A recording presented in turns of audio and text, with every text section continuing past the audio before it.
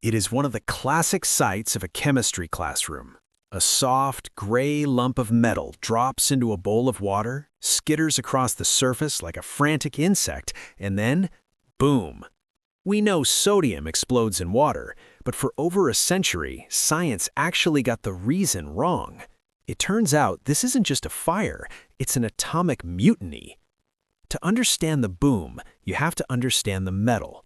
Sodium is an alkali metal, which means it is chemically anxious. It has one loose electron in its outer shell that it is desperate to get rid of. It wants to lose that electron so badly that naturally occurring sodium doesn't even exist in pure form on Earth. It's always locked up in compounds, like table salt.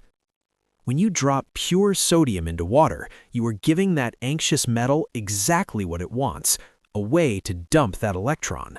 The moment they touch, the sodium atoms rip the water molecules apart. This creates two things instantly: sodium hydroxide and hydrogen gas. This process generates massive heat. Now, the old textbook explanation was simple. The heat ignites the hydrogen gas, causing the explosion. And while that is true, scientists realized it didn't explain everything.